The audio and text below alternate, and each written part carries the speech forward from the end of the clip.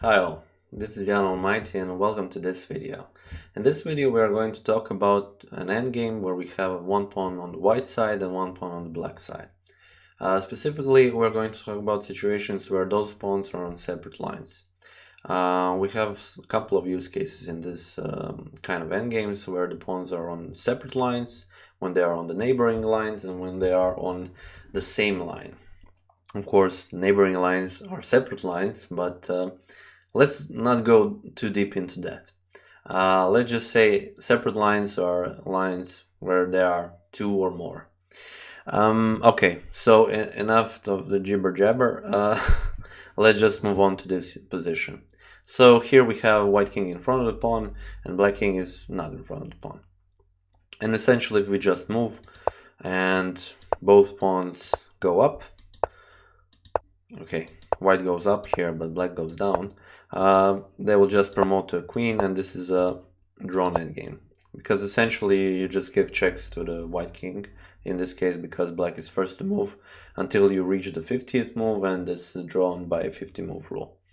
Okay, I'm not showing you this example so that you can see how good can I promote to a queen. I'm showing you this example to actually teach you about and reinforce one of the rules we talked about previously, the rule of the square and the key squares. Rule of the square and key squares are critical in this kind of endgames, in pawn endgames especially, because also here we want to move our king in a way so that we stay in the square of this pawn and also moving towards the key squares of this pawn. So I'm talking about staying in the square of the g7 pawn, g pawn of the black, and moving to the key squares of our pawn, the b pawn. And of course I'm not talking about you want to play king c4 and then king c5, king c6. No, we want to go as fast as possible to c7 and c8 because those are the most important key squares in this kind of situations, because we want to promote with the help of the king through those squares. So the natural move there would be king to c5. So now that I've told you all that, this is a natural move. But previously king to c5 looks kind of silly because you've come to this diagonal, and if black just pushes the pawn, yeah, he will promote with a check and eventually win the game. But okay, if he plays g5, we played b4. When he plays g4, one of the things I said is stay in the square. So we play king to d4 now. We don't want to give black the opportunity to escape with his pawn. We just want to stay in the square and also push our pawn in a way so that he promotes to a queen. And the problem for black here is that the square goes like this now for our pawn, and he needs two moves to enter it. So playing king to g5 isn't enough here, and playing just with the pawn isn't enough also because we will capture it with a king. So let's give black benefit of a doubt, and he will support his pawn with his king. We will push. He cannot go f6 and then go this way because he will not manage to catch our pawn. So the other idea is maybe play king to f4, but that doesn't work because he comes to this diagonal from our pawn, and essentially we go out queening with a check and we will win this endgame. But okay, why did I play king to f4? Because maybe I wanted to prevent the white king coming through this diagonal to g1. If we go on the other hand, through this way, pushes the pawn, g3, yeah, we just follow it, stay in the square. g2, king to f2, defend the pawn. Okay, now cannot push because we will just capture it, want to support it, but this is with check. And both moves h1 and h3 end up in being checkmated by white. Okay, but that's not all. Let's say not just like that. The first move black played here was g5. What if he wanted to prevent white pawn as well? So he plays king to g6. So when we play b4 with king to f7, he is still in the square. So he wants to stay there, and that is good for him. So he wants to draw that way. But okay, we push the pawn, plays king to e7, and we play king to c6. In a way, we want to go to our key squares and that way we can easily promote to a queen. And unfortunately now, by playing with this king, he lost too many tempos to win this endgame. Okay, so in a sense now, if he wants to play king to d8, we play king b7, king a7, and push out the pawn with the check, because he is on the 8th rank then.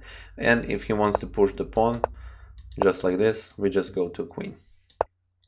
Okay, just let me show you this use case. So he's not in the queening situation, so we just give a check and pick up the pawn. Other cases, instead of playing the pawn, playing to king to d8, king to b7. Now he's on the 8th rank and we are promoting with a check, which gives us another useful tempo. g4, king to a8. We don't want to go to a7 because then we are on this diagonal. And yeah, he can go out with a check eventually. Okay. And this is queen. And we'll pick up the pawn and essentially win the endgame. So let's move on to the next position. Okay, this position is like one of the most famous positions in chess history.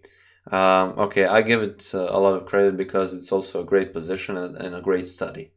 In this situation, you can see that black is like looks really powerful, you know.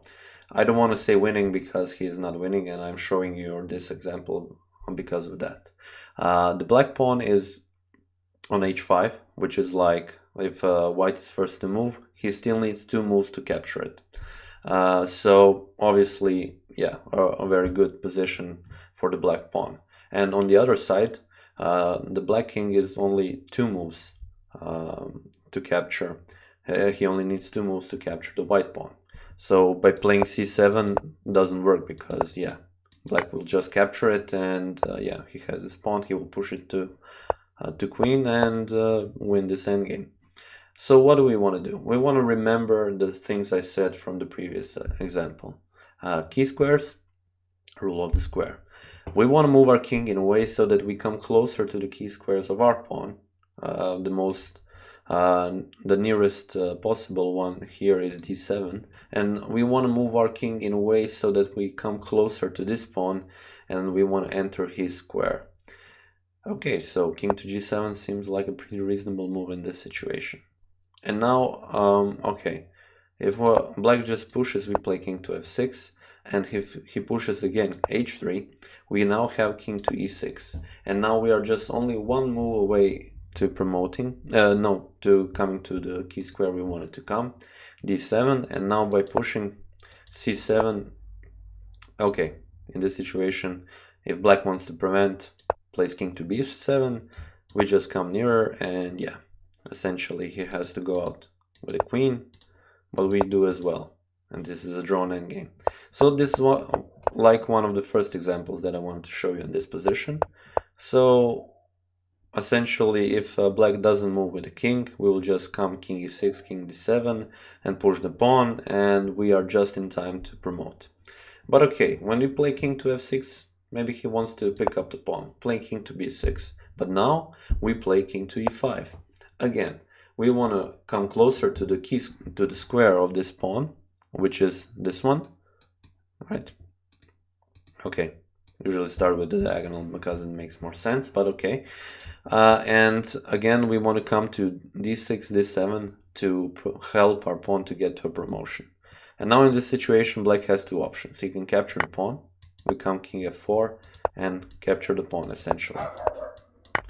Okay, but the other use case is if he doesn't capture the pawn, if he pushes the pawn h3, we just come king to d6.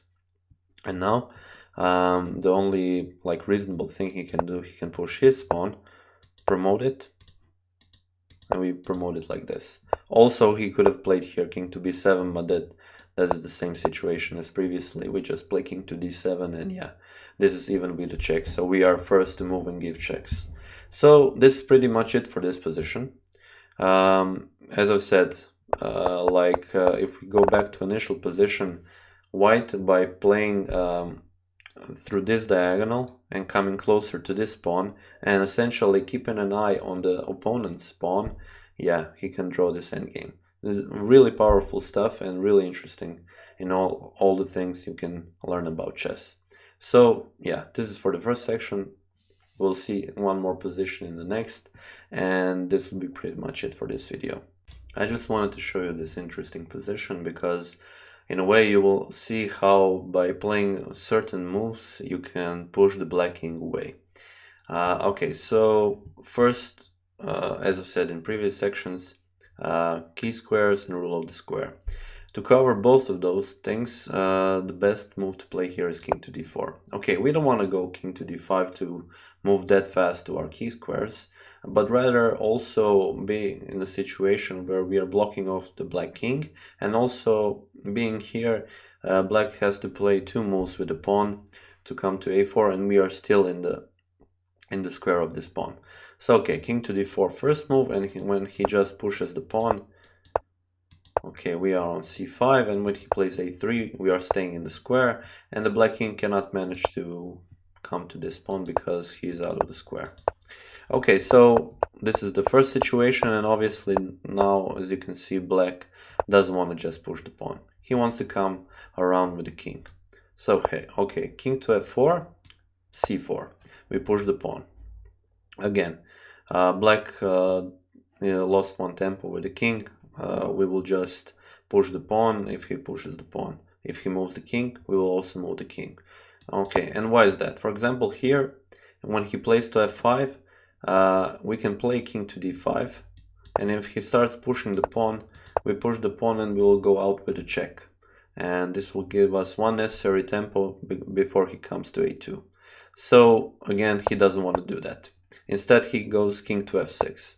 But again, we play king to d6. And why is that? Now there is no more check, but if he pushes the pawn, there is one very good check that we can give him.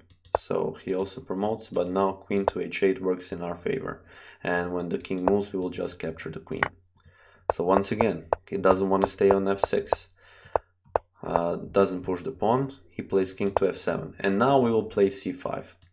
Okay, and why is that? Because now, once again, he is not in a situation where he can directly threaten us. He needs to come closer, so e8 and d8 to get in front of our pawn. We can push the pawn, because now if he next move he plays here, we can actually play to c7 and b7, and he is on the 8th rank, and we will get out our queen with a check. So now if he just pushes the pawn, he's too late. He played too many moves with the king, and yeah, unfortunately for him, he cannot queen in time. So instead of that, again, instead of pushing the pawn, he will play here, and now we play king to c7. He can now try and push the pawn, but we now have king to b7. And as I've said, we are going out with a check. a3, a2, and unfortunately for him, this is a check. We will just pick up the pawn and win this endgame. Okay, so this is pretty much for this video.